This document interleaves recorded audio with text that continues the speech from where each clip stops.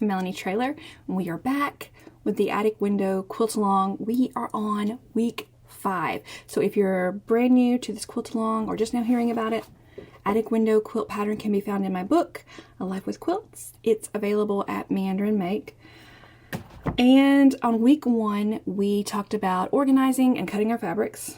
On week 2, there's a video tutorial for how to make the block. Week 3 is about workflow. Week 4 was about staying motivated.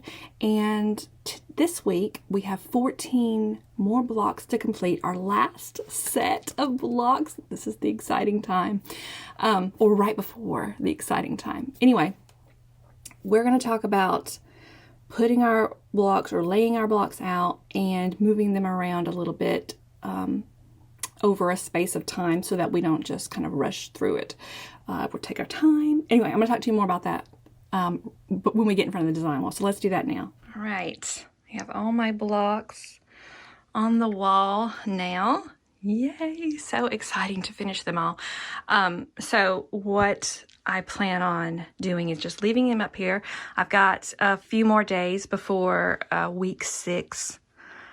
Week 6 starts, where we start filling in the background and then we sew them all together.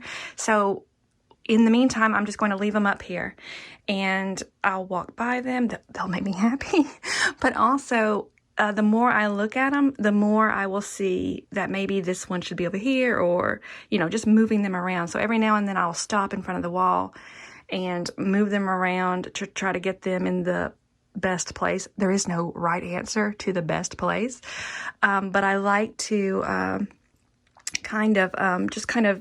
have my greens, spread out through the quilt, have the lighter ones spread throughout the quilt a little bit more evenly. Or if you're not into evenly spreading things out, you might put all the dark ones on the bottom and the lighter ones on top to kind of create like an ombre effect. Or you might start from one corner doing that, going to the other corner if you're working with fabrics that are going to allow that. So just some few things to think about. The important thing is that it's laid out and I'm constantly changing their placement to be exactly the way I think I want it. And the reason that I like to do it within a space of a few days or a week or so is just that I don't just kind of get into a rush and throw it all together real quick and then later be fussy with myself because 2 greens were touching too closely, or whatever your hang-ups happen to be. They could be different from mine, or you may not have any. So, I mean, do it your own way, but I'm just kind of explaining how I like to do this design wall thing. If you don't have a design wall, or you have them on the floor, or you're taping them up on the wall, you can kind of do the same thing. It might just be this might just be a little bit easier with a design wall, but it can still be done without one. So anyway, something to think about. The important thing that I think is to give it some time. So the more I look at it, the more I might see things that I want to tweak a little bit. So that's all I was saying in front of the design wall. Also, like I mentioned last week, it just kind of keeps you motivated looking at them.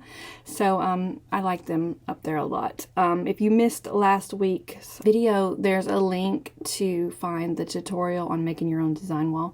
And I made that one myself, so it wasn't terribly difficult. I managed to do it. That's why I'm impressed. Okay, so this is our last week to have a giveaway. So there'll be 2 winners chosen next Tuesday on Instagram. To be eligible, just be following all the sponsors and use the hashtag AtticWindowQAL to post your progress on Instagram. And we'll be choosing 2 winners, and both of those winners will be winning long arm quilting. So fun. And then when I see you next Wednesday, we will be sewing this thing together, which I am just like, I am ready for it. I'll see you then.